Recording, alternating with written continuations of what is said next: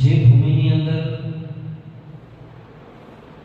નામ જ જેમનો આનંદ આશ્રમ છે, ગુરુદેવનું ધ્યાન પણ કરીએ બ્રહ્માનંદમ પરમ સુખદમ કેવલમ જ્ઞાનમૂર્તિ દ્વંદ્વાતીતમ ગગન સદૃશમ. આજે એના બધા ધ્યાનની અંદર આવ્યા છે. તત્વમસ્યાદિ લક્ષ્યમ એકમ નિત્યમ વિમલમચલમ કેવલમ જ્ઞાનમૂર્તિ ભાવાતીતમ ત્રિગુણરહિતમ સદ્ગુરુ. આવો જે બ્રહ્માનંદ એમનો અનુભવ કરનાર, બ્રહ્માનંદની પ્રતીતિ કરનાર, બ્રહ્માનંદનો ભાસ કરનાર એવું આ દિવ્ય સ્થળ એટલે આનંદાશ્રમ. આજના આ પવિત્ર દિવસની અંદર પરમ ગુરુ સદગુરુ અને ગુરુની ભૂમિકા, ગુરુના સ્વરૂપમાં પ્રતીતિ, ગુરુની ચરણની અંદર પ્રતીતિ, સેવામાં સમર્પણ, આમના હેતુથી આપણે સૌ સાથે મળી અને આ પવિત્ર ધામની અંદર આજે આપણે સત્સંગ કરીએ છીએ. સદગુરુનું સ્વરૂપ જ એવું છે, બ્રહ્માનંદ. સદગુરુ કોને કહેવાય? ગુરુની પરિભાષા શું છે? ગુરુ કોણ બની શકે? ગુરુની ભૂમિકા શું છે? ગુરુનું તાત્પર્ય શું છે? ગુરુનું સ્થાન શું છે? શાસ્ત્રની અંદર ગુરુની પરિભાષા આપી છે. સુંદર શ્લોકની અંદર ગુકારો સ્વંદકારોસ્તિ રુકારો સ્તન્નિરોધક અંધકાર વિધેયકા ગુરુરિત્ય વિધીયતે. અંધકાર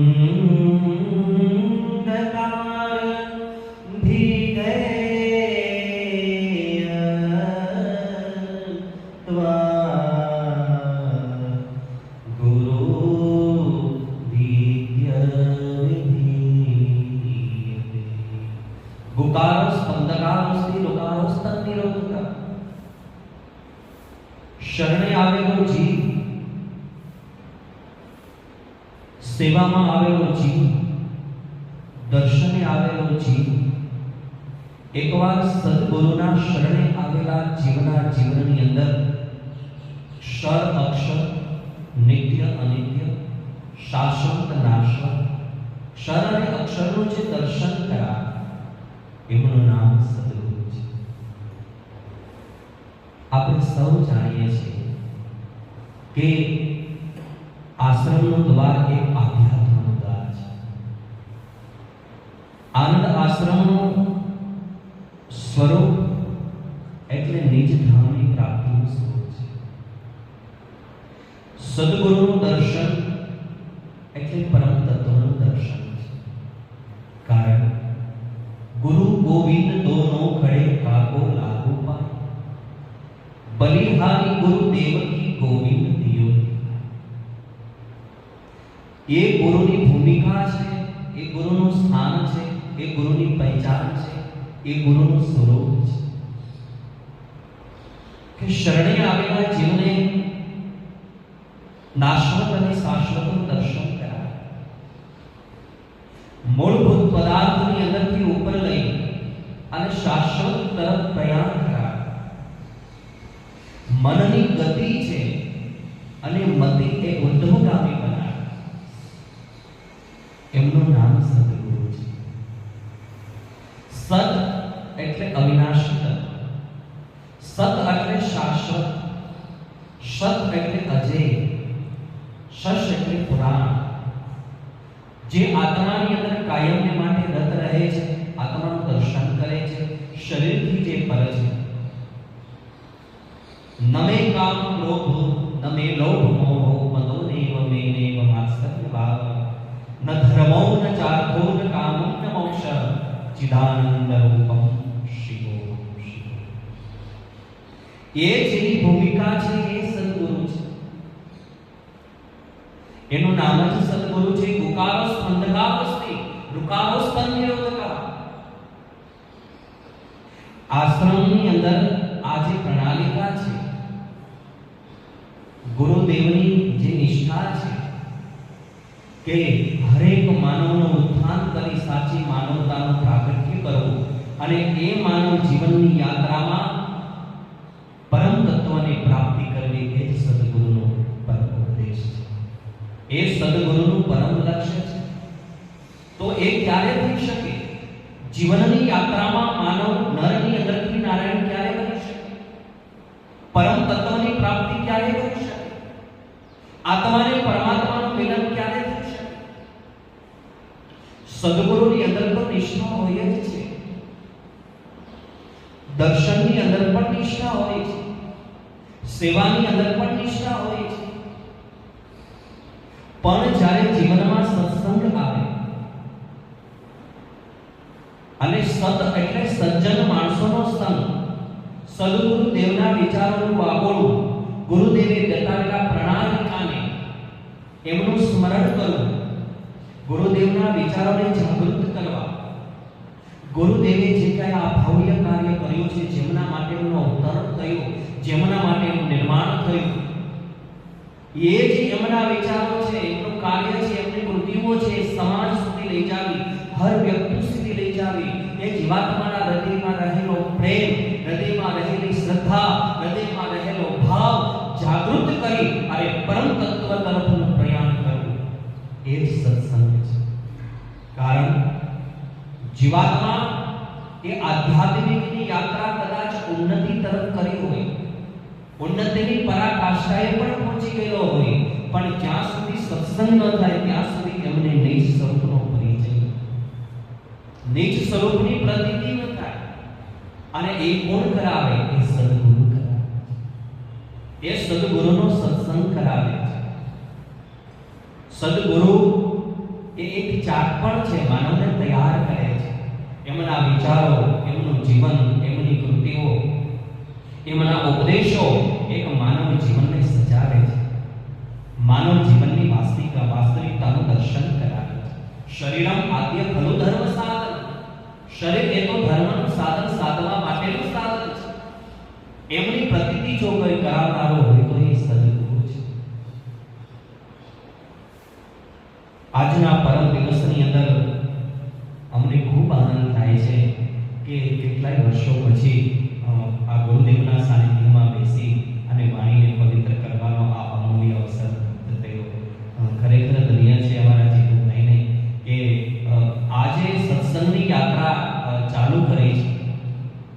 એ યાત્રા અવિરત થતી રહે, એની અખંડિતતા અપ્રવાહ કાયમને માટે પ્રવાહિત થતી રહે, એમની અખંડતા જળવાય એવી આજે લાગણી છે જીતુભાઈને આપ સૌ સાધકના હૃદયની અંદર. એ સદગુરુ કાયમને માટે એ જીવંત રાખે, એમની અંદર એ પ્રકાશ રાખે, એમની અંદર નિષ્ઠા રાખે. કારણ કે જ્યાં સુધી સત્સંગ ન થાય, કોઈ મહાપુરુષનું મિલન ન થાય, સદગુરુ દેવની પ્રાપ્તિ ન થાય, એમના વિચારો, એમનું કથન, એમના ઉપદેશોનું દર્શન ન થાય, ત્યાં સુધી વાસ્તવિક જીવનનો પરિચય. ગુકારો અંધકારો સુધી ગુકારો સુધી દોરતકા. ગુ એટલે અંધકાર છે, અજ્ઞાનમય અંધકાર છે, અજ્ઞાન રૂપી અંધકાર છે, અહંકાર રૂપી અંધકાર છે. માનવની જે વાસ્તવિકતા છે ને, એ અહંકારની અંદર નષ્ટ અને ભ્રષ્ટ થઈ જાય છે. અજ્ઞાન રૂપી અંધકાર, અવિદ્યા રૂપી અંધકાર, એ અહંકારની અંદર, એ અજ્ઞાનની અંદર આપણા જે ષડ રિપુઓ છે, કામ, ક્રોધ, મદ, લોભ, મોહ અને મત્સર, એ ષડ રિપુઓની અંદરથી એમનાથી આપણે વિજય બનવાનું, એમને પરાજય કરવાના છે. જીવનની અંદર બધું જરૂરી છે, કામ, ક્રોધ, મદ, લોભ, મોહ અને મત્સર, આ બધું જરૂરી છે, પણ એમની એક મર્યાદા હોવી જોઈએ. સરિતા કદાચ નિર્મળ જળથી ચાલી જતી હોય તો મન થાય કે ચલો સ્નાન કરીએ તો પુણ્યનું બાથું બાંધી લઈએ, પણ એ જ સરિતામાં જો પુષ્કળ પાણી આવે અને મર્યાદા જો છાંટી જાય તો એ વિનાશને ઉતરે છે, વિનાશ થઈ જાય છે. જે સરિતાથી પુણ્યની પ્રાપ્તિ થાય છે એ સરિતાના પ્રકોપથી વિનાશ પણ સર્જાય છે. એટલે જીવનમાં બધું જરૂરી છે, પણ એનો વિવેક હોવો જોઈએ. એટલા માટે તો ગુરુદેવે આપણા સદગુરુએ વિવેક ઉપર ભાર મૂક્યો છે. અને એ વિવેક ક્યારે આવે? રામચરિતમાનસમાં એટલે જ લખ્યું છે, બિનુ સત્સંગ વિવેક ન હોઈ, બિનુ સત્સંગ વિવેક ન હોઈ, રામ કૃપા બિનુ સુલભ ન સોઈ, રામ કૃપા બિનુ સુલભ ન સોઈ, બિનુ સત્સંગ વિવેક ન હોઈ, રામ કૃપા બિનુ સુલભ ન સોઈ. સત્સંગ વિવેકનો ઉદય માનવ જીવનમાં સત્સંગની પ્રાપ્તિ થયા પછી વિવેકનો ઉદય થાય છે. માની લો જીવનમાં માનવતાનું પ્રાગટ્ય થયું તો સત્સંગ ચરિતાર્થ કર્યું છે. માનવતાનું ખંડન થયું તો માની લો કે બધા જ સદગુણોનું ખૂન કર્યું છે, બધા જ સદગુણોનો નાશ કર્યો છે. માનવતાને સજાવે, માનવતાને ખીલાવે જીવનરૂપી સરિતાના બે કિનારા છે, વિનય અને વિવેક. એ વિનય અને વિવેકના કિનારાની વચ્ચે જો જીવનની સરિતા ચાલશે તો એ આત્મારૂપી એ સરિતા એ પરમાત્માને પામવામાં કોઈ ભાગ નથી. એટલા માટે જ આ સત્સંગનો મહિમા છે. અને આટલી સુંદર મજાની આનંદ આશ્રમ પીઠાની અંદર આ જીતુભાઈ અને સાધકગણ દ્વારા આટલી સુંદર મજાની જે પ્રવૃત્તિનો પ્રારંભ થયો છે, મને એવું લાગે છે કદાચ ગુરુદેવનો જે વિચારો છે, ગુરુદેવના ઉપદેશો છે, એ હવે જીવંત અને જાગૃત થવામાં કોઈ ભાગ નથી.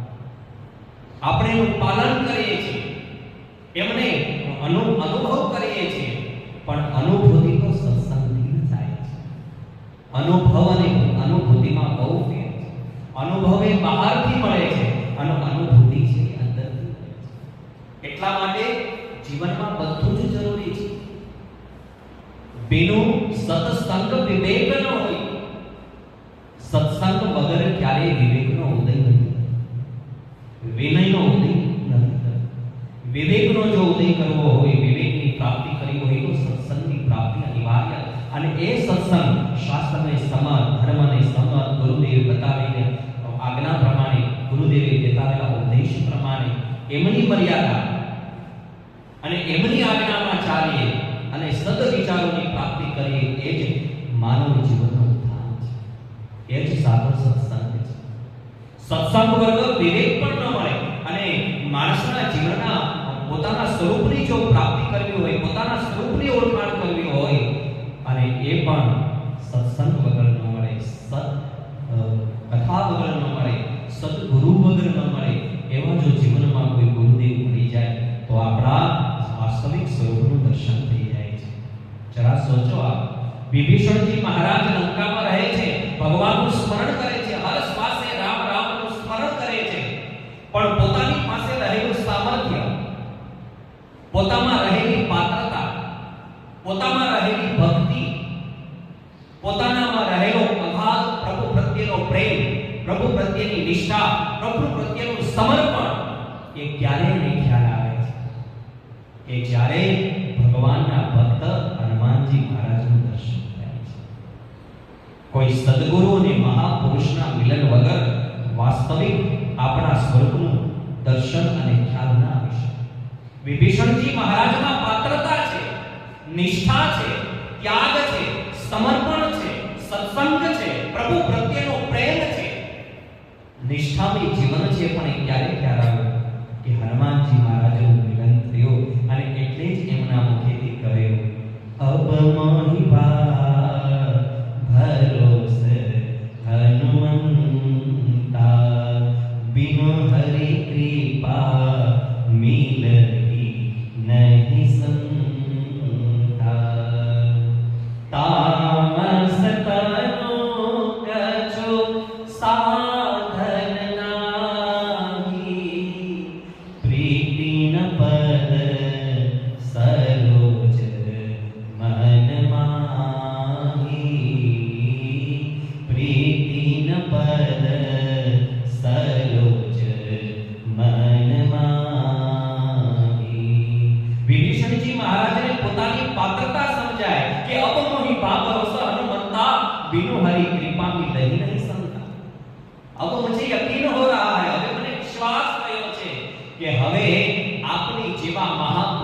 દર્શન થયું, હવે મારા રામે મારા જીવનમાં કૃપા વરસાવી છે. બિનો હરી કૃપા કે લહી નહીં સંતા. ભગવાનની કૃપા વગર ન સંત મળે ન સત્સંગ મળે. અને આપણે બધા સાધકો અને સેવકો તો ભાગ્યશાળી છીએ કે પરમ કૃપાળુ પરમાત્મા જે ઈશ્વર સ્વરૂપ છે એમનો પણ પ્રાપ્તિ થઈ છે. અને આવા એકાદશીના દિવસે સત્સંગી પ્રાપ્તિ થઈ છે. બિનો હરિ કૃપા કે લહી નહીં સંતા. અને રામ કૃપા કે સુલભ ન સોઈ. ભગવાનનો સત્સંગ અને મહાપુરુષનું દર્શન એ ઈશ અનુગ્રહ વગર ક્યારેય ન થઈ શકે.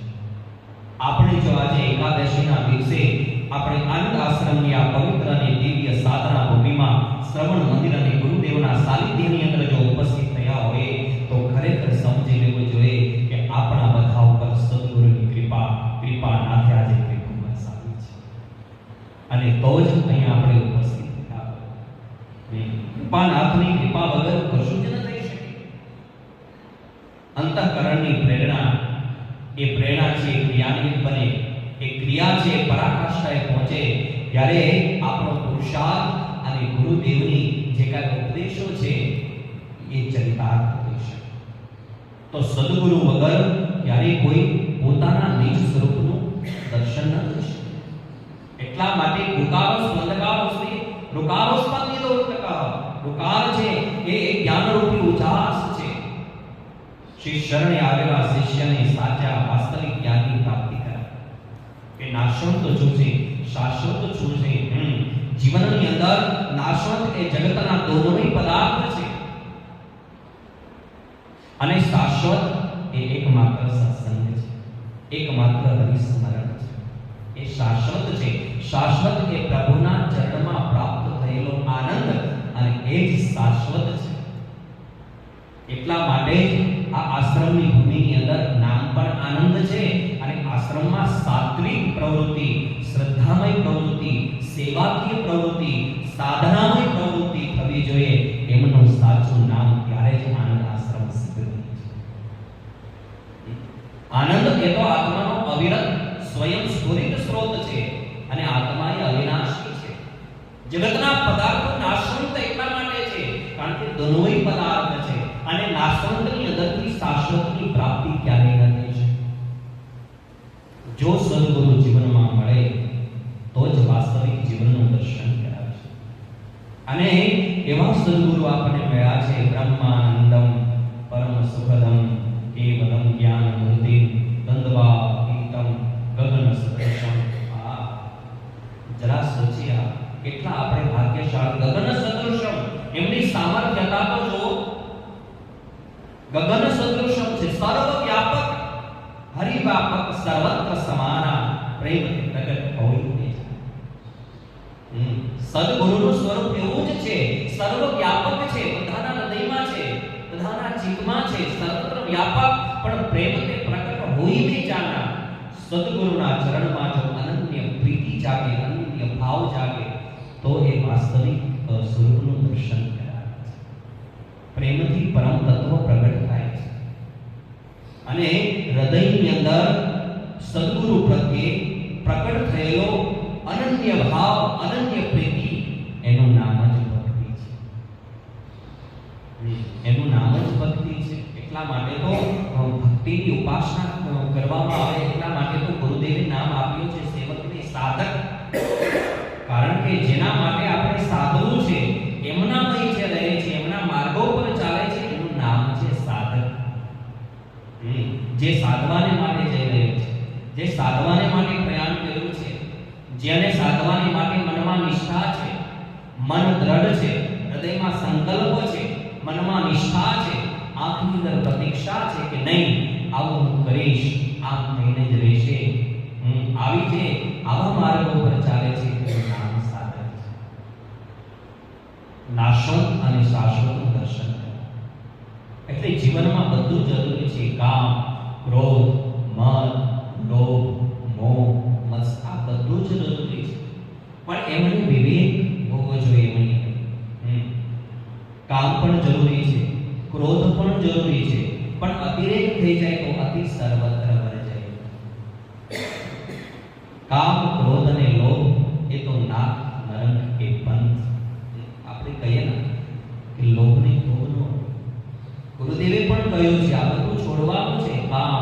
ક્રોધ, આ વિવેકથી એમને ઉપભોગ નથી કરવા, એમનો ઉપયોગ કરી અને આપણે સાધક બની અને સાધ્યને સાધી લેવાનું છે.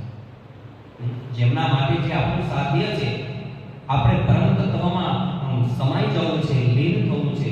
એક આપણી જીવન જેમ યાત્રા છે એમ આપણા આધ્યાત્મિક યાત્રા પણ છે. અને આધ્યાત્મિક યાત્રાનો પંથ એટલે એનું નામ છે સત્સંગ. એટલે સત્સંગ વગર નિજ સુખનું દર્શન પણ ન થાય અને શત્રુઓ પરાજિત પણ ન થાય. ક્રોધ છે એમાં વિવેક હોવો જોઈએ, અનુશાસન હોવું જરૂરી છે, પણ એ વિવેકમય હોવું જોઈએ. સ્વતંત્રતા હોવી જરૂરી છે, પણ આજે કેવું થઈ જાય છે, સ્વતંત્રતા એ સ્વચ્છંદતા બની જાય છે. અને જ્યારે સ્વતંત્રતા સ્વચ્છંદતા બની જાય છે ત્યારે અનેક બાબતોનું ખંડન થઈ જાય છે. કારણ કે ત્યાં સ્વચ્છંદતા આવે છે અને સ્વચ્છંદતા છે ત્યાં સ્વાર્થ વૃત્તિ આવે છે. અને જ્યાં સ્વાર્થ વૃત્તિ આવે છે ત્યાં માનવ જીવન બરબાદ થઈ જાય છે. પણ સ્વતંત્રતા હોવી જરૂરી છે, બધું જ જરૂરી છે. ક્રોધ જરૂરી છે અનુશાસન માટે, મર્યાદામાં રહેવા માટે, શાસ્ત્રનું પાલન કરવાને માટે. પણ ગીતાજીમાં ભગવાને કહ્યું છે ક્રોધાદ ભવતિ સંમોહ, સંમોહા સંતિ વિભ્રમા, તુલિપંશાદ બુદ્ધિનાશો, બુદ્ધિનાશાદ પ્રણશ્ય. જીવનની અંદર બધું જરૂરી છે, પણ જો એક વિવેક શૂન્ય થઈ જશે, અવિવેક થઈ જશે તો ક્રોધાદ ભવતિ સંમોહ. આપણું જીવન છે એ સદગુણોથી સજાવેલું છે, પણ એમની અંદર જો દુર્ગુણ આવી જશે તો ક્રોધ છે એ માણસને અધપતન તરફ લઈ જાય છે. ક્રોધાદ ભવતિ સંમોહ. આપણે ગુસ્સામાં એવું કંઈ કરી બેસીએ કે એવું કંઈ ભૂલી જઈએ, ન બોલવાનું હોય, પછી આપણને ખ્યાલ આવે ઓહો આ મેં શું કર્યું. સંમોહ ઉત્પન્ન થાય છે કે આવું મારે ન કરવું જોઈએ. સંમોહા સ્મૃતિ વિભ્રમા. અને પછી લજ્જા આવે, પછી આપણી સ્મૃતિ નાશ પામે અને સ્મૃતિ પંશાદ બુદ્ધિનાશો, બુદ્ધિનાશાદ પ્રણશ્યતિ. જેમની બુદ્ધિ નાશ પામી છે પછી એમનું આ જગતમાં કોઈ સ્થાન નથી. વિવેકમય બુદ્ધિ હોવી જોઈએ, વિવેકમય બુદ્ધિ હોવી જોઈએ. અને વિવેકમય બુદ્ધિ એટલે સત્કર્મની અંદર સમર્પિત થવું એ વિવેકમય બુદ્ધિ છે. એટલે જીવનમાં બધું જરૂરી છે. કામ, ક્રોધ, લોભ, મોહ પણ જરૂરી, પણ વિવેકમય હોવો જોઈએ. લોભ પણ જરૂરી છે, પણ એ વિવેકમય હોવો જોઈએ. એટલે માનવ જીવનની અંદર આ ષડરીતો કરેલા છે. અને જો માનવ જીવન સદગુરુના સ્વરૂપમાં સમર્પિત કરે અને એવા કોઈ જો સદગુરુ મળે, વિચાર કરો જેણે મહાપુરુષ આપણા ગુરુદેવનું જો અવતરણ થયું હોય, હમણાં જ આપણે ઉત્સવ મનાવેલો, અને એ ગુરુદેવે આ સમાજ માટે કેટલો ભગીરથ કર્મ કર્યો છે. શા માટે? સ્વસ્થ સમાજ બને, એક સુંદર સમાજ બને, માનવ જીવન સદ વિચારોથી મહેકે, સાચું માનવતા પ્રગટ થાય, માનવ જીવનની યાત્રા છે સફળ બને અને વ્યક્તિને જે કરવાનું છે નરમાંથી નારાયણ પરમ તત્વને પ્રાપ્તિ માટેનો એક ગુરુદેવે માર્ગ બતાવ્યો છે. આપણે કેટલા ભાગ્યશાળી છીએ કે આપણને આ સ્થાન મળ્યું છે. અને અમે તો બહુ ભાગ્યશાળી છીએ કે અમે તો ગુરુદેવના સાનિધ્યમાં અભ્યાસ કરેલો છે. અમારા હરિપ્રસાદ દાદા પંડ્યા, હડા પંડ્યા એ અમારા ગુરુજી. અને શું એ આશ્રમ વાસ્તવિક એવું લાગે કે એ ગુરુદેવની ચેતના, એ ગુરુદેવના દર્શન. જ્યારે કોઈ આમ મંદિર ઉપર બેઠા હોય ત્યારે એકાંતની અંદર ત્યારે એવું લાગે કે નહીં, ખરેખર ગુરુદેવનું સાનિધ્ય છે. આવી જ્યારે નિષ્ઠા ગુરુદેવના ચરણોમાં બંધાય અને એ જે આશ્રમની એ ઝાંખી હતી, આશ્રમનું વાતાવરણ, સવારે જ્યારે પ્રાતઃકાળની આરતી પછી અમારા જે હડા પંડ્યા વેદઘોષ કરતા, એ વેદનાદ થતો, એ મંત્રોની ઊંચાઓનું ગાન થતું, ત્યારે એમ લાગે કે નહીં, વાસ્તવિક અહીંયા પરમ તત્વનો વાસ છે. ગુરુદેવની આભા થતી, આખા આશ્રમની અંદર દિવ્યતા પ્રગટ થતી. એ વેદઘોષથી, એ વેદનાદથી, એ બ્રહ્મનાદથી આવું સુંદર વાતાવરણ કે ખરેખર નહીં, આશ્રમ એટલે આશ્રમ જ હતો. આ એટલે તરફનો શ્રમ, એટલે સમર્પિત ભાવ, જે ગુરુદેવ પ્રત્યેનો ભાવ હોવો જોઈએ, સાચે વાસ્તવિક આશ્રમની જે ઝાંખી છે, પ્રતીતિ થતી કે નહીં આશ્રમ ખોલે કેવું વાતાવરણ, એ પ્રણાલિકાઓ, એ ગુરુદેવનું દર્શન, અમે જ્યારે કેટલા વિદ્યાર્થીઓ એ ગીતા પાઠ થતા હોય, આખા આશ્રમની અંદર દિવ્યતાઓ પ્રકટ. અને ખરેખર મને તો એ અતીતના સંસ્મરણને વાગળવાનો આજે મને અવસર મળ્યો છે. એ શું સમય હતો અમારા સાથે. કારણ કે એ સદગુરુની પ્રતીતિ કરા, એ બ્રહ્મનાદ થતો હોય, વેદઘોષ થતો હોય, સંધ્યાઓ, આજે પણ એ પ્રણાલી ચાલુ છે, પણ એ આપણે આગળ ને આગળ એ ચલાવવાની છે, એ પ્રણાલિકાને જીવંત રાખવાની. તો એ આશ્રમની મર્યાદા છે, એ એક આશ્રમનો વિવેક છે, એક સાધકનો વિવેક છે. આશ્રમની પ્રણાલિકાને, આશ્રમની ચેતનાને, ગુરુદેવના ઉપદેશોને જીવંત રાખવું, એક સાધકોમાં જો વિવેક હોય, સાધકોમાં જો વિવેક હોય, તો જ એ શક્ય હોઈ શકે છે.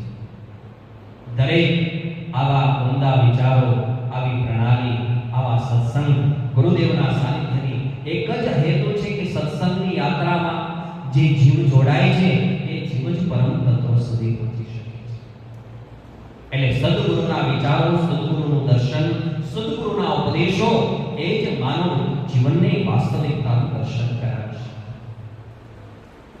એવા જો કોઈ સદગુરુ મળે, પરમ તત્વ અને ગુરુજી કેવા હોવા જોઈએ, આપણા શાસ્ત્રની અંદર પણ લખ્યું છે, વંદે બૌદ્ધમયં નિત્યમ ગુરુઃ શંકર રૂપિણં યમાશ્રિતો હિ વક્રોપી ચંદ્રઃ સર્વત્ર વંદ્યતે. વંદે બૌદ્ધમયં નિત્યં ગુરુઃ શંકર રૂપિણં યમાશ્રિતો हि વક્રોપી ચંદ્રઃ સર્વત્ર વંદ્યતે. વંદે બૌદ્ધમયં નિત્યં ગુરુઃ શંકર રૂપિણં. જે શાસ્ત્રની અંદર સદગુરુનું દર્શન કરાવ્યું છે, આજે એ જ સદગુરુ એવા સ્વરૂપના સાનિધ્યમાં આપણે સૌ આજે ધન્યની કૃતાર્થ બની રહ્યા છીએ. વંદે બૌદ્ધમયં નિત્યમ.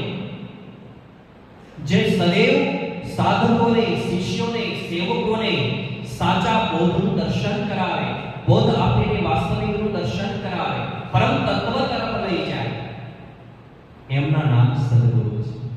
ગુરુઃ શંકર રૂપિણં. અને પાછા કેવા હોવા જોઈએ? શંકર સ્વરૂપ હોવા જોઈએ. શમ એટલે કલ્યાણ, શમ કરોતિ ઇતિ શંકર. એટલે તો ભગવાનનું નામ શંકર છે, કારણ કે શરણે આવેલા જીવાત્માનું કલ્યાણ કરે એનું નામ જ શંકર. બીજું નામ આશુતોષ પણ છે. આશુ એટલે જલ્દી, તોષ એટલે પ્રસન્ન થવું. એમનું નામ જલ્દી જે પ્રસન્ન થતા હોય એમનું નામ છે આશુતોષ. ભગવાન શંકર, ભગવાન મહાદેવ, અને એના જ સ્વરૂપ, જે સ્વરૂપને આપણે સદગુરુ મળ્યા છે, આપણા જે કૃપાનાથ, એ શિવ સ્વરૂપ પણ છે, કલ્યાણમય છે. એટલા માટે તો એનું નામ કૃપાનાથ. જે કૃપા વરસાવે છે, જે કૃપા કરે છે, જે કૃપાના સાગર છે, જે કરુણા સિંધુ છે, જે પતિત પાવન છે, અનાથના નાથ છે. અને એટલા માટે જ આપણે ગુરુદેવના શરણે બેસીને પ્રાર્થના કરીએ, ગુરુદેવ મેરી નૈયા ઉસ પાર લગા દેના. ગુરુદેવ મેરી નૈયા ઉસ પાર લગા દેના. तूने अब तो निभाई, आगे भी निभा देना. तूने अब तो निभाई है, आगे भी निभा देना.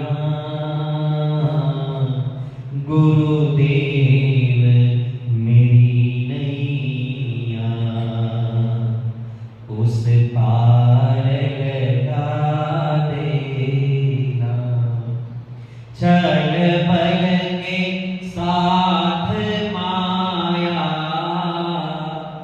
ले ले जो मुझे आकर छल बल के साथ माया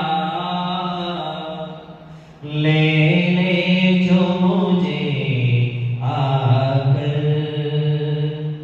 तुम देख बिना रहना आकर ही बचा लेना गुरुदेव मेरी नैया उस पार लगा देना तूने अब तो निभाई है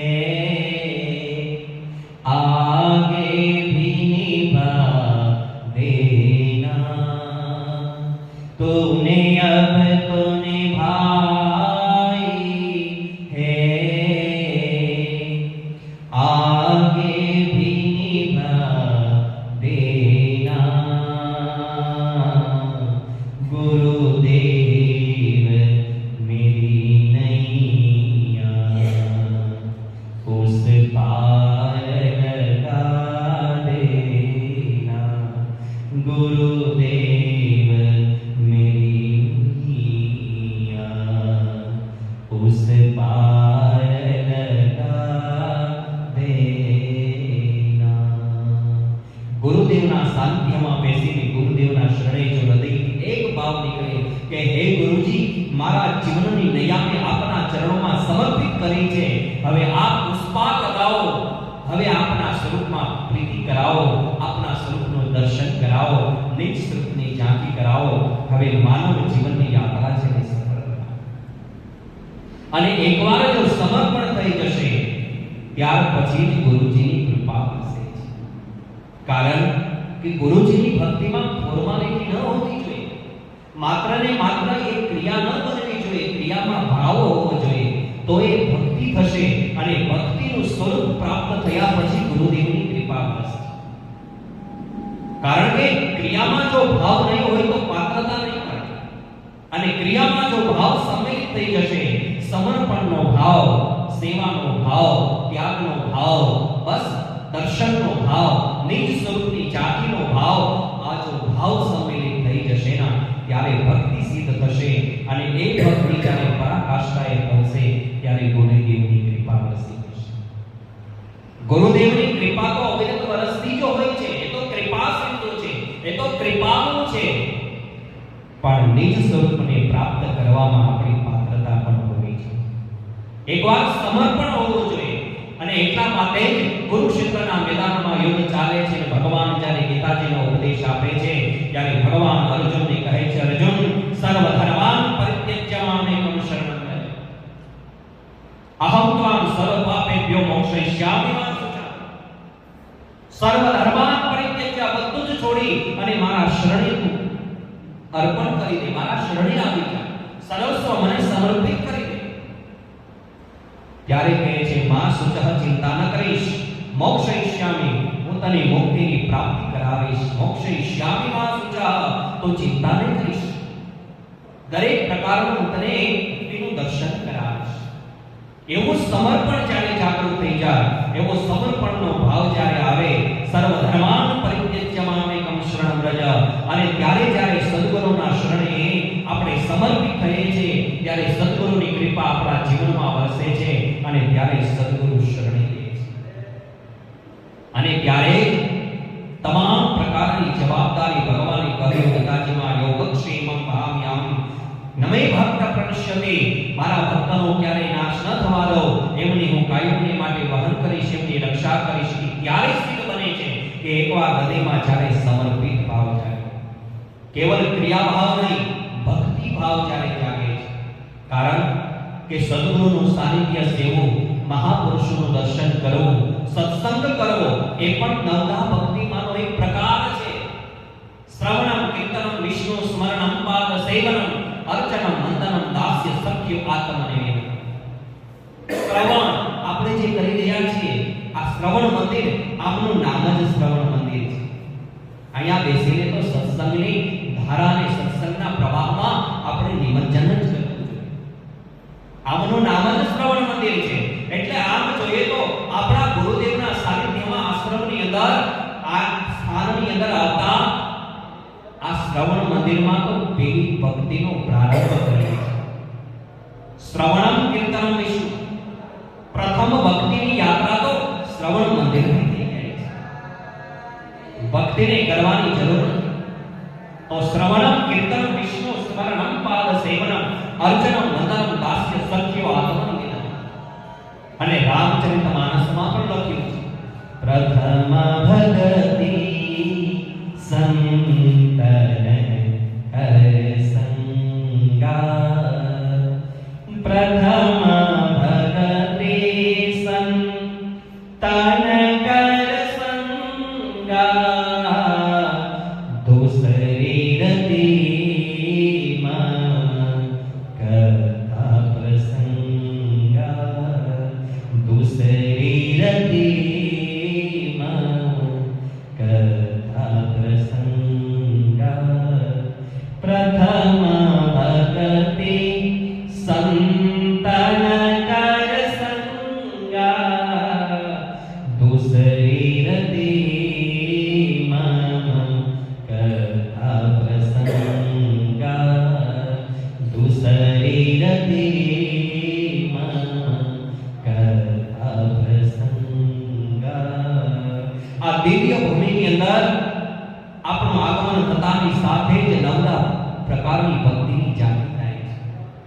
એક તો મહાપુરુષ પ્રથમ ભક્તિ સંત અનંતર સંગા. જે શિવ સ્વરૂપ છે એવા સદ્ગુરુ શ્રીમન નાથ ભગવાનની જાતિ, નાથ ભગવાનનું સાનિધ્ય, નાથ ભગવાનનું દર્શન એ પ્રથમ ભક્તિ છે.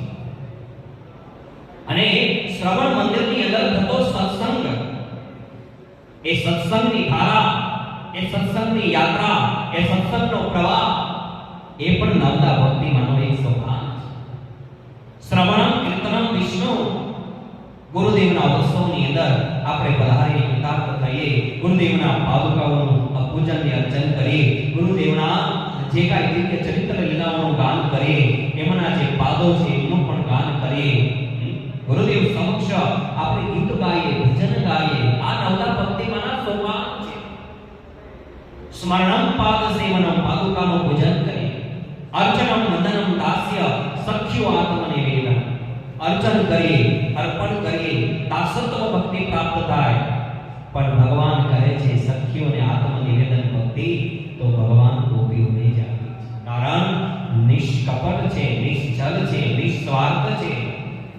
આપણું જીવન જ્યારે એવું બને, નિષ્કપટ બને, નિશ્ચલ બને, નિસ્વાર્થ બને, કેવળ એક જ સ્વાર્થ, એક જ ભાવ કે બસ સદગુરુના ચરણે સમર્પિત થઈ અને ગુરુદેવે બતાવેલા, ગુરુદેવે આપેલા, ગુરુદેવે ચીંધેલા માર્ગો પર ચાલવું, એમણે બતાવેલા ઉપદેશનું પાલન કરવું, એને આપેલા સદશાસ્ત્રનું વાંચન કરી અને ગુરુદેવના સ્વરૂપમાં પ્રીતિ રાખીને સમર્પિત થવું, એ જ આપણો એ સાચા અર્થમાં એ જ વાસ્તવિકતા છે.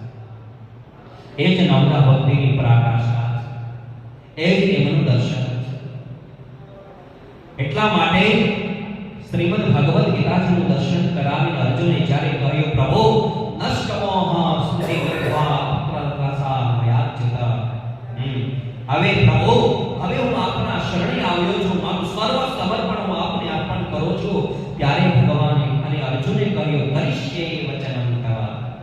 હૃદયમાં એવો ભાવ જાગે કે નહીં, ગુરુદેવે આપેલા ઉપદેશ પ્રમાણેનું જ મારે જીવન જીવવું છે. આશ્રમની અંદર બતાવેલા ઉપદેશ પ્રમાણેની જ પ્રણાલિકા મારે જાળવવી છે. એમણે બતાવેલા માર્ગો પર જ મારે ચાલવું છે. એમની મર્યાદા મારે જાળવવી છે. આવો ભાવ જ્યારે આવે ત્યારે સદગુરુની જીવનમાં કૃપા વરસે છે. અને ત્યારે કુરુક્ષેત્રના મેદાનમાં યુદ્ધ ચાલે છે, પણ અર્જુન ઘસઘસાટ ઊંઘે છે. ભગવાન કારણ સમર્પણ ભાવ, સમર્પિત થયા છે. એકવાર આપણું જીવન જ્યારે સદગુરુના શરણે સમર્પિત થશે, બસ ત્યારે શ્રીમન્નાથ ભગવાન ગુરુદેવની કૃપા વરસશે.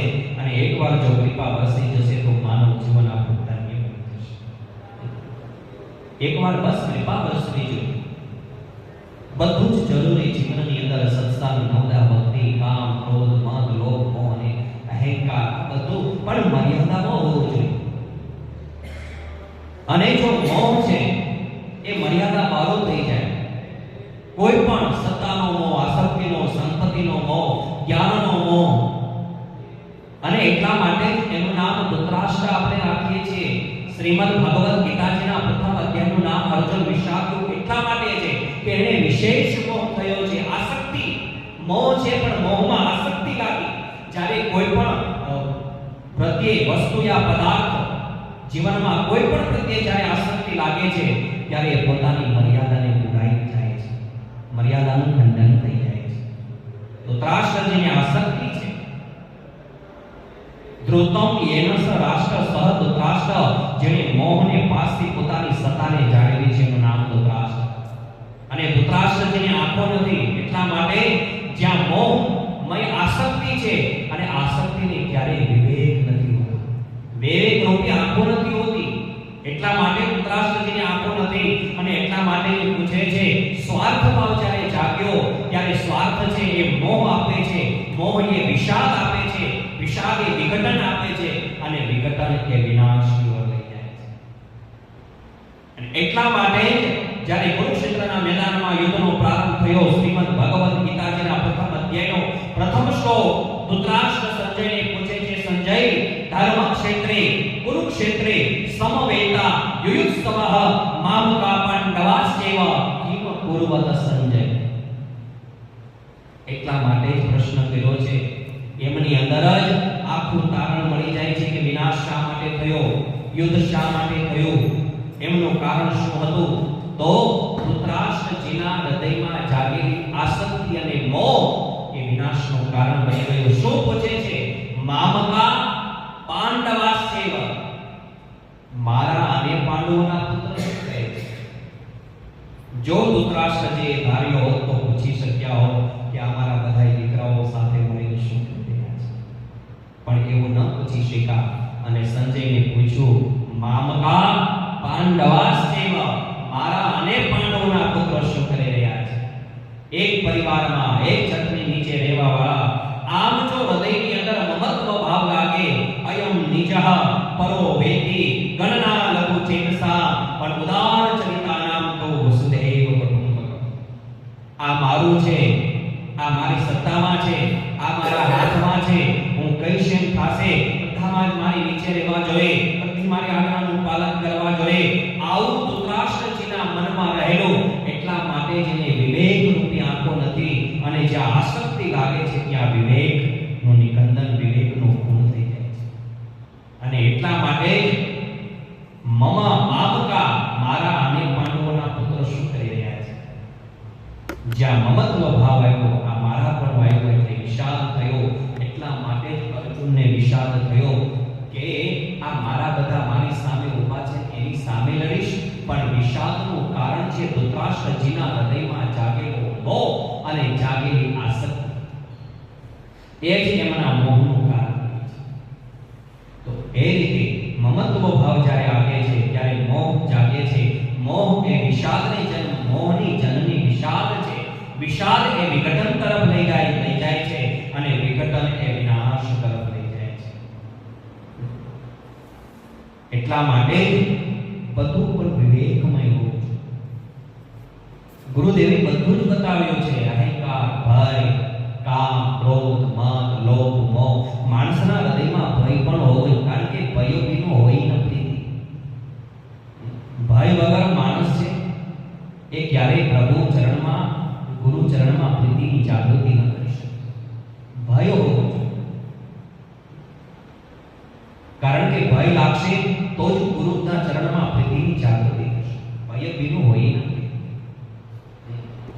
એક સમયે એક માણસ સદગુરુની પાસે જાય છે, બોલે, બાપજી, જીવનની અંદર મને એવું લાગે છે કે હું આટલું બધું સત્કર્મ કરું છું, દાન પુણ્યની સરિતાઓ આવું છું, અને યજ્ઞ યાગાદિક ક્રિયાઓ કરું છું, હવે મારું મન પ્રભુમાં કેમ નથી લાગતું? ત્યારે એ ગુરુજીએ થોડી વાર આંખો બંધ કરી અને પછી કહ્યું કે બેટા, તારું મન લાગે કે ન લાગે, પણ હવે તારે આવતીકાલે આ જગતને છોડી જવાનું છે.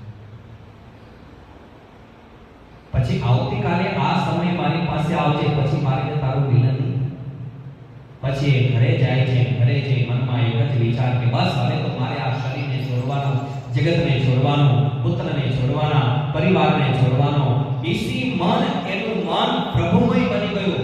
સ્મરણ કરે છે અને સ્મરણ કરતા કરતા કરતા એટલી પરાકાષ્ઠાએ સ્મરણ પહોંચ્યું. બીજા દિવસે ગુરુજીની પાસે બેસે છે. ગુરુજી, હવે તો ન તો મને મૃત્યુનો ભય લાગે છે, કારણ ભયથી થયેલી પ્રીતિ મૃત્યુના ભયને દૂર કરે છે.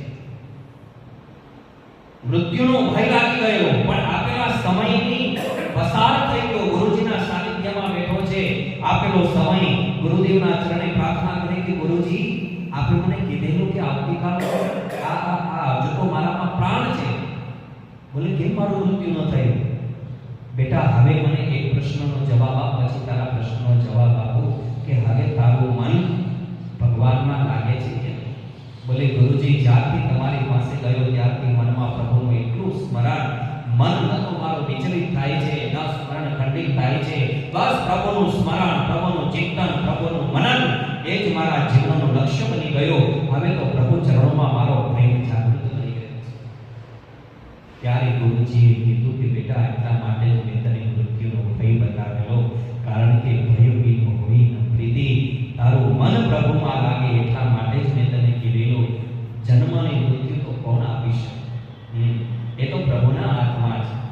કારણ જીવાત્મા જ્યારે જગતની અંદર જન્મ ધારણ કરે છે ત્યારે માતાના ગર્ભની અંદરથી આ વસ્તુ લઈને આવે છે.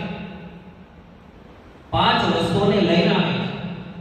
આયુ, કર્મ ચ વિત્તમ ચ વિદ્યા નિધનમેવ ચ પંચ એતાની સૃજન્તે ગર્ભસ્થાસ્યેવ દેહિ. શાસ્ત્રની મર્યાદા છે કે માણસ જ્યારે જગતની અંદર જન્મને ધારણ કરે છે ત્યારે આ 5 વસ્તુઓ માતાના ગર્ભની અંદરથી લઈને આવે છે. બેટા, હું તને ક્યારે મૃત્યુ ન અપાડું છું. આયુ, કર્મ ચ વિત્તમ ચ. આયુ એટલે આયુષ્ય. જીવાત્મા છે જગતની અંદર જન્મ ધારણ કરી અને કેવા પ્રકારનું આયુષ્ય ભોગવશે, કેટલું આયુષ્ય ભોગવશે. ત્યાર પછી છે કર્મ. કેવું કર્મ કરશે આ જગતની અંદર જન્મને ધારણ કરી? કામ્ય કર્મ કરશે, નિષ્કામ કર્મ કરશે, કર્મ કરશે, વિકર્મ કરશે, અકર્મ કરશે, નૈમિત્તિક કર્મ કરશે, નિત્ય કર્મ કરશે. કેવા પ્રકારના કર્મો કરશે જીવાત્મા? સત્કર્મ કરશે, અસત્કર્મ કરશે, અને કયા કર્મથી કયા માર્ગો પર ચાલી અને કેવા પ્રકારની એ ગતિ અને મતિ મુક્તિની પ્રાપ્તિ કરશે, એ માતાના ગર્ભમાં નિશ્ચિત થાય છે. કારણ કે ભગવાને કહ્યું ગીતાજીની અંદર, બહુનામ જન્મનામ અંતે જ્ઞાનવાનમાં પ્રપદ્યતે વાસુદેવ સર્વમિતિ સ મહાત્મા સુદુર્લભ. એ તો ભગવાનની કૃપા જેના જીવનમાં વરસે, આપણે કૃપાનાથની આપણા જીવનમાં કૃપા વરસી છે એટલે આપણે નાથના શરણે સમર્પિત થયા છે. અનેક જન્મ, બહુનામ જન્મનામ અંતે, અનેક જન્મો પછી કોઈ જ્ઞાની મને એવો મળે છે કે જે જ્ઞાન અને જિજ્ઞાસામાં રુચિ રાખે, જ્ઞાનની પ્રાપ્તિ કરે અને સર્વ જ્ઞાન પ્લવેનેવ રુચિ નંસંતરિષ્યતિ. જ્ઞાન રૂપી નૌકામાં બેસીને જીવાત્મા ભવસિંધોને પાર થાય. અનેક જન્મ પછી એવો કોઈ જીવ મને પ્રાપ્ત થાય છે, પણ એમાંથી એક જીવન એવો હોય છે કે વાસુદેવ સર્વમિતિ સ મહાત્મા સુદુર્લભ. દરેકમાં ભગવાનનું દર્શન કરવા વાળો એ તો બહુ દુર્લભ. સિયા રામમય સબ જગ જાની કરો રામ ચોરી ચૂકવા. આપણા શાસ્ત્રમાં કહ્યું, આપણા વેદોમાં પણ કહ્યું છે, ગીતાજીમાં પણ કહ્યું છે કે સર્વત્ર ભગવાનનું દર્શન, સર્વભૂતેષુ ચાત્માનમ સર્વભૂતાનિ ચાત્મા. ઈશાવાસ્યમાં લખ્યું, ઈશાવાસ્ય ઇદં સર્વં યત્ કિંચ જગત્યામ જગત. બધામાં ભગવાનનું દર્શન. ઈશ્વર સર્વભૂતાન, દરેક પ્રાણીના પદાર્થની અંદર દર્શન કરે. એટલે જીવાત્મા કેવા પ્રકારનું કર્મ કરશે અને કેવા પ્રકારના માર્ગ ઉપર ચાલી અને કેવા પ્રકારની ગતિ અને મુક્તિની પ્રાપ્તિ કરશે એ માતાના ગર્ભમાં નક્કી થાય છે. ત્રીજું છે વિધ એટલે અર્થ મની. જીવાત્મા કેવા પ્રકારના માર્ગ ઉપર ચાલી અને કેવા પ્રકારની લક્ષ્મીની પ્રાપ્તિ કરશે. કેવા પ્રકારની લક્ષ્મી આવશે? આસુરી આવશે, સૂર્ય આવશે, સદલક્ષ્મી આવશે, મહાલક્ષ્મી આવશે કે અસદલક્ષ્મી આવશે? કયા માર્ગથી લક્ષ્મી આવશે? અને જે માર્ગથી લક્ષ્મી આવે છે, લક્ષ્મી અને પાણીને ક્યારેય રસ્તો બતાવવો પડતો નથી. એ આપમેળે પોતાનો રસ્તો શોધી અને જે માર્ગેથી આવી રહેશે ત્યાં પાછી ચાલી જાય છે. કોઈ પણ હોય, લક્ષ્મી અને પાણી છે એ ક્યારેય રસ્તો નથી બતાવવો. તો જીવાત્મા કેવા પ્રકારનું એ જીવન જીવશે, કેવા પ્રકારનું વિત્ત એટલે કે એ પૈસો પ્રાપ્ત કરશે, અને કેવા પ્રકારે કેવી જગ્યાએ દાન પુણ્ય કરશે, કયા જગ્યાએ વાપરશે, કેવી જગ્યાએ અર્પણ કરશે, એ લક્ષ્મીના માધ્યમથી કેવું પુણ્યની પ્રાપ્તિ કરશે, યા તો પાપાચરણ કરશે, કર્મ કરશે, યા તો અકર્મ કરશે. કારણ કે અતિ સર્વત્ર વર્જે, પાત્રતા વગરનું ઘણા સમય મળી જાય ને તો એ પચાવી ન શકે. કારણ કે પાત્રતા વગરનું જેને મળ્યું છે પચાવી ન શકે.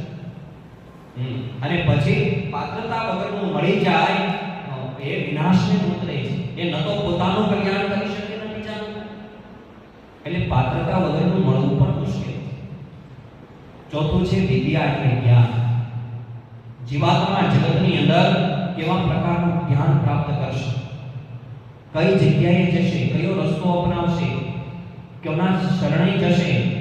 આપણે તો ભાગ્યશાળી છે, શ્રીમન્નાથ કૃપા ભગવાન કૃપાનાથના શરણે આપણે આપણું જીવન સમર્પિત કર્યું છે અને એમના કાલાવાલા કરવાનો આ અવસર મળ્યો છે.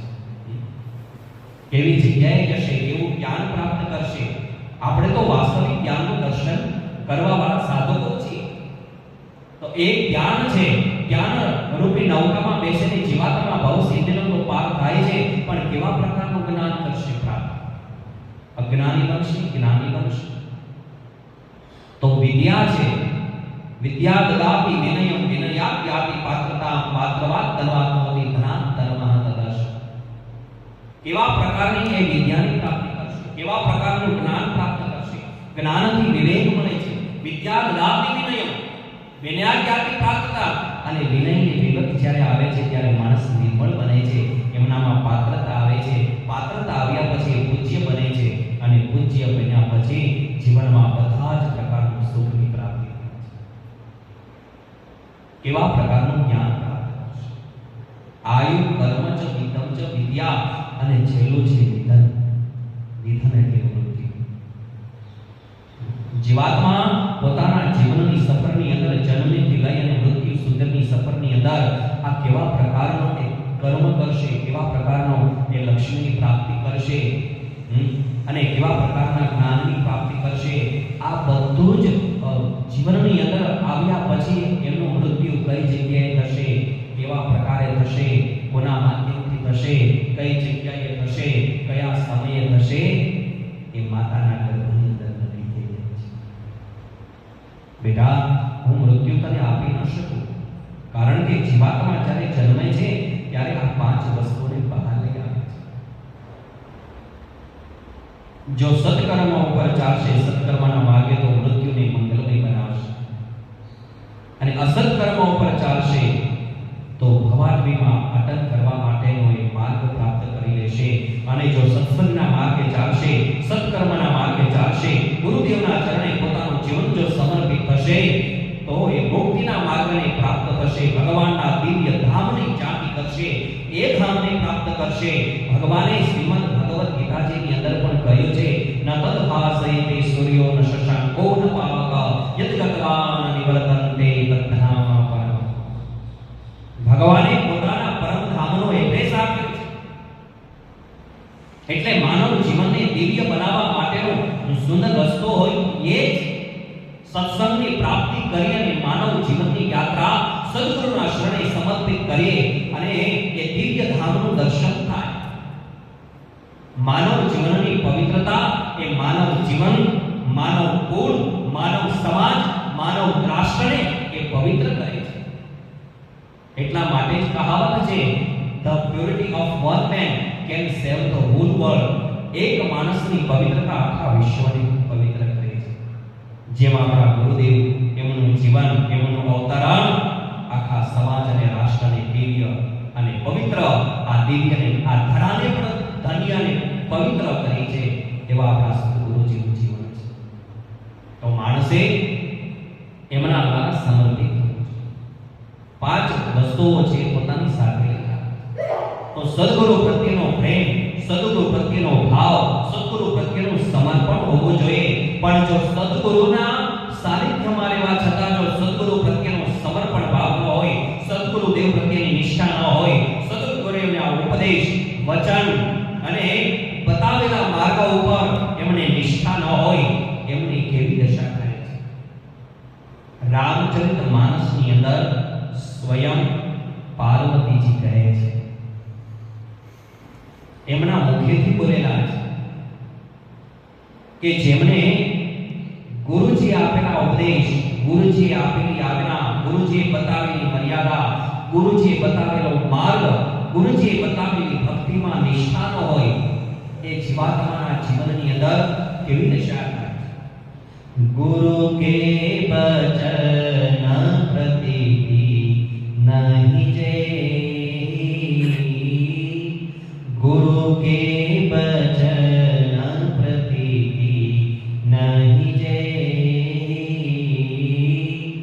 ગુરુ के वचन प्रतीति नहीं जे, गुरु के वचन प्रतीति नहीं जे, सपने सुगम सुधी नहीं दे, सपने સુધી નહીં દે. બેનો ભગવાનની કૃપા વગર ક્યારે ભવસિંધુને પાર ન થઈ શકાય. સદગુરુની જો કૃપા વરસી જશે અને સદગુરુએ આપેલા વચન, સદગુરુએ આપેલા ઉપદેશ, સદગુરુએ બતાવેલા માર્ગ ઉપર જેને વિશ્વાસ ન હોય, ગુરુ કે વચન પ્રતીતિ નહીં જેવી, સપને હું સુગમ સુધી નહીં દે. એ જીવાત્માના જીવનની અંદર તો શું, પણ સ્વપ્નની અંદર પણ ક્યારેય સુખની પ્રાપ્તિ નથી. જો જીવનની અંદર ગુરુ કૃપા વરસી જશે, ગુરુદેવના વચનમાં, ગુરુદેવના આજ્ઞામાં, ગુરુદેવના ઉપદેશમાં, ગુરુદેવની પ્રણાલિકામાં જેને વિશ્વાસ છે, નિષ્ઠા છે, એને જીવનમાં બધું સુખની પ્રાપ્તિ મળશે, વાસ્તવિક સ્વરૂપનું દર્શન કરશે. પણ આપેલા ઉપદેશ, આપેલા વચન, આપેલા માર્ગ, બતાવેલા માર્ગ ઉપર જેમને નિષ્ઠા ન હોય, એને જીવનની અંદર તો શું, પણ સ્વપ્નની અંદર સુખની પ્રાપ્તિ થશે. અને સદગુરુ વગર ક્યારે ભવ સિંધુને પાર ન થઈ શકે. એટલા માટે રામ ફરી પાછા બીજા ચોપાઈમાં કહે છે, ગુરુ બિન ભવ સિંધુ તરહી ન કોઈ, ગુરુ બિન ભવ સિંધુ તરહી ન કોઈ, ગુરુ બિન ભવ સિંધુ તરહી ન કોઈ, ગુરુ બિન ભવ સિંધુ તરહી ન કોઈ,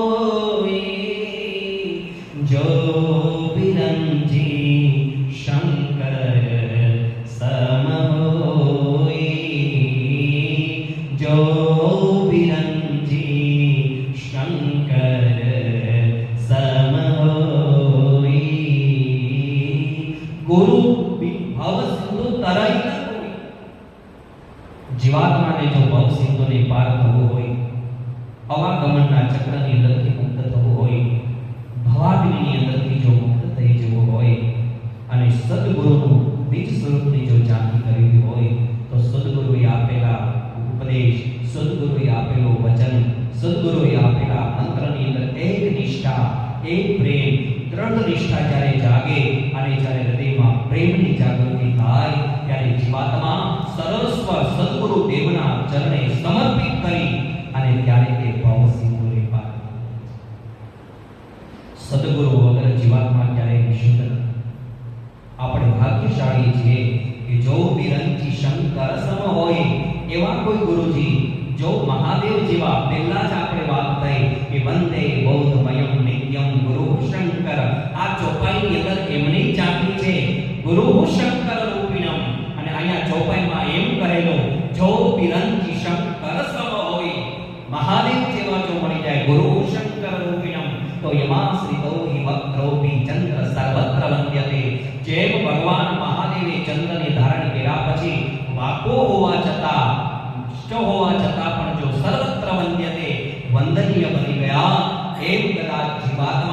સદગુરુના ચરણે સમર્પિત થયા પછી એમનું જીવન દિવ્ય બને છે અને એ ભવ સિંધુને પાર થઈ અને સદગુરુના નિજ સ્વરૂપમાં એ દિવ્ય જાગી કરે છે.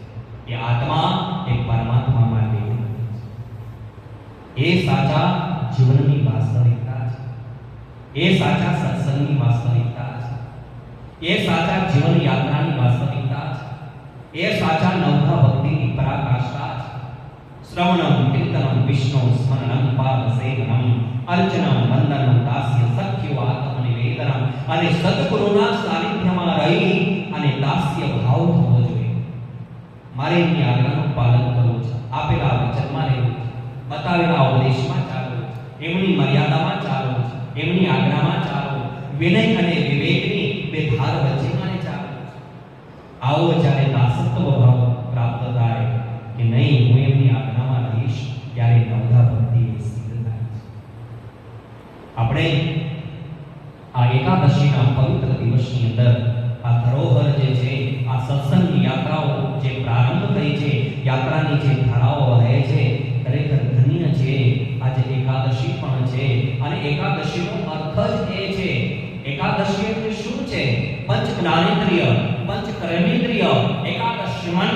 આ એકાદશ ઇન્દ્રિયો દ્વારા સંયમિત બની અને ગુરુદેવના સાનિધ્યમાં રહીએ. ઉપવાસ ઉપવાસ કરવો એટલે ઉપ એટલે નજીકને વાસ એટલે એ દિવસે આપણી ઇન્દ્રિયોને અંતર્મુખી બનાવી અને સદગુરુના સાનિધ્યમાં સદગુરુના સત્સંગમય સદગુરુના ચરણે જીવન જ્યારે સમર્પિત થાય ત્યારે આપણા જીવનમાં સાચા અર્થમાં એકાદશી એ સફળ બને છે.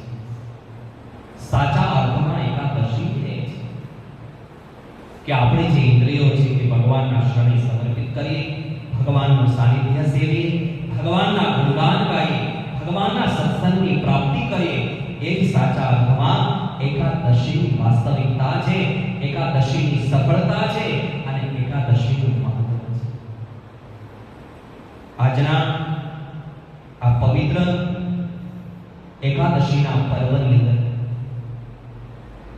આનંદ આશ્રમ પીઠાની અંદર આપણા સૌ સાધકો અમારે જીતુભાઈના માધ્યમથી સૌ દ્રષ્ટિગણ અને આપ સૌ સાધકોના માધ્યમથી આપણે જે આ યાત્રાનો પ્રારંભ કરેલો છે પૂજ્ય ગુરુદેવ કૃપાનાથના ચરણોમાં પ્રાર્થના કરીએ કે હે ગુરુદેવ, જેમ જેમ અમારી એકાદશીનો પ્રવાહ ચાલતો થાય તેમ તેમ આપના સાધકોનો પ્રવાહ પણ આપના ચરણે બમણો થતો રહે અને ઢેર સારી સંખ્યામાં આ એકાદશીનો જે આપણે સત્સંગ કરીએ છીએ, આ વ્રત કરીએ છીએ, હું તો એમ માનું છું કે ગુરુજીની પ્રાર્થના કરીએ કે એકાદશીનું વ્રત નહીં પણ એક સમયે આ ઉત્સવ બની અને આ દિવ્ય આનંદ આશ્રમની અંદર એ પ્રગટ થાય, એમની ઝાંખી થાય. એકાદશીનો આ દિવસ એ આપણા માટે ઉત્સવય બને, સાચો દર્શન થાય, સાચી એ વાસ્તવિકતાની પ્રાપ્તિ થાય, સાચો અર્થ સમજાય, સાચા અર્થમાં આપણી એકાદશી સફળ બને. આ દિવ્ય ધરા ઉપર જ્યાં ગુરુદેવનું અવતરણ, જ્યાં ગુરુદેવનું સાનિધ્ય, જ્યાં ગુરુદેવનો વાસ કહેવાય છે. અમે જ્યારે અભ્યાસ કરતા ત્યારે એક સંન્યાસી આવ્યો. સંન્યાસીજીએ અમને બધાને બેસાડી દીધી. તમે કૃપાનાથના સાનિધ્યમાં રહો છો પણ ગુરુદેવની ક્યારે ઝાંખી કરેલી છે? અમે તો આશ્ચર્યમાં આવી ગયા કે અમે કઈ રીતે ઝાંખી? બોલે મને ગુરુદેવની પ્રતીતિ થઈ છે. જ્યારે કૃપાનાથની આરતીનો પ્રારંભ થયો એટલે એમના હૃદયની અંદરથી એક દિવ્ય જ્યોતિ નીકળી. આ સંન્યાસીએ કરેલી ઝાંખી છે, આ કરેલું દર્શન છે, આ કોઈ દંતકથા નથી.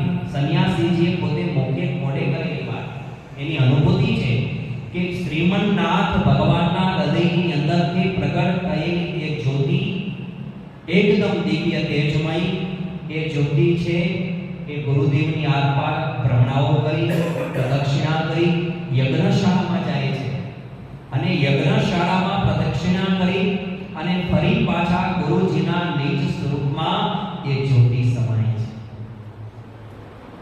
હું જ્યારે અહીંયા દર્શન કરવા આવ્યો છું, એ સંન્યાસી પણ બહુ મહાન